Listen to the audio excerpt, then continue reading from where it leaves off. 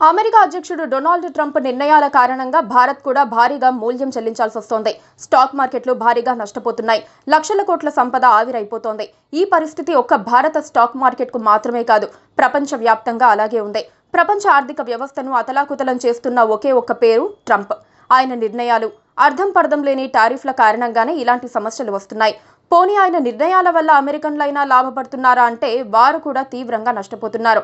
అందుకే ఉద్యమాలు ప్రారంభమయ్యాయి. ట్రంప్ వైరస్ కు స్టాక్ మార్కెట్లు వ్యాక్సిన్ కనుగొంటాయో లేదో అంచనా వేయటం కష్టంగా మారుతోంది. ఒక్క వ్యక్తి ప్రపంచాన్ని బాగు చేయలేడు, కానీ నాశనం చేయగలడు. ఆ వ్యక్తి డొనాల్డ్ ట్రంప్. అమెరికా సహా అనేక దేశాల్లో అల్లకల్లోలం కనిపిస్తోంది. పెట్టుబడిదారుల సంపద అంతా హారతి కర్పూరం అయిపోతోంది. ట్రంప్ తీసుకుంటున్న నిర్ణయాలతో అమెరికాతో పాటు ప్రపంచం మొత్తం మాంద్యంలోకి పోతోందన్న భయాలు వస్తున్నా ఆయన మాత్రం చలించటం లేదు. తాను అనుకున్నది చేస్తూనే ఉన్నారు. Make America great again, make America wealthy again అనేవి ట్రంప్ నినాదాలు. కానీ అన్ని రివర్స్లో చేస్తున్నారు. ట్రంప్ అధ్యక్షునిగా ఎన్నికైన మొదటి 50 రోజుల్లోనే అమెరికా స్టాక్ మార్కెట్ $1.7 ట్రిలియన్ సంపదను కోల్పోయింది. ఇది 2009 తర్వాత అత్యంత దారుణమైన పరిస్థితి. 50 రోజుల్లోనే అమెరికాను ఇంత ఘోరంగా దెబ్బకొట్టి సంపదను తరిగిపోయేలా చేసిన అధ్యక్షుడు మరొకరు లేరు. అమెరికా తయారీ రంగం మీద ఆధారపడింది తక్కువ. టెక్నాలజీ రంగాన్ని శాసించి సంపదను మూటగట్టుకుంది. కానీ ఇప్పుడు టెక్నాలజీ కంపెనీలు ఐస్ బర్గును ఢీకొట్టినట్లుగా ఉన్నాయి. ఎంతవరకు నీళ్లొచ్చాయి, ఎప్పుడు మునుగుతాయో తెలియని పరిస్థితిని ట్రంప్ అర్థం చేసుకోలేకపోతున్నారు. తాను అనుకున్నట్లుగా ప్రపంచ దేశాలపై సుంకాల యుద్ధం ప్రకటించారు. వెంటనే మరోసారి స్టాక్ మార్కెట్లు కుప్పకూలిపోయాయి.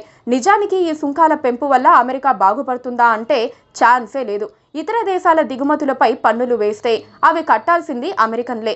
అయితే ఇతర దేశాలపై ఆ ప్రభావం ఉండదని కాదు. భారత్ లాంటి దేశాలు అమెరికా మార్కెట్కు ఎగుమతి చేసే వస్తువుల ధరలు భారమైతే అమెరికా ప్రజలు కొనడం మానేస్తారు.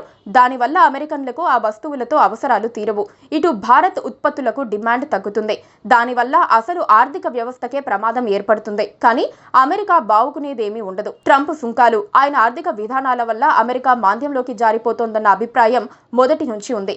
ఆ సూచనలు ఇప్పటికే కనిపిస్తున్నాయి. నిరుద్యోగత పెరుగుతోంది, వ్యాపారాలు తగ్గిపోతున్నాయి. సూచనలన్నీ స్పష్టంగా కనిపిస్తున్నాయి.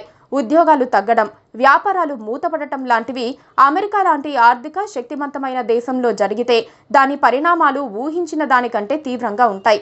అమెరికా ఇప్పటికే 2008 మాంద్యాన్ని గుర్తుకు తెచ్చుకుంటోంది.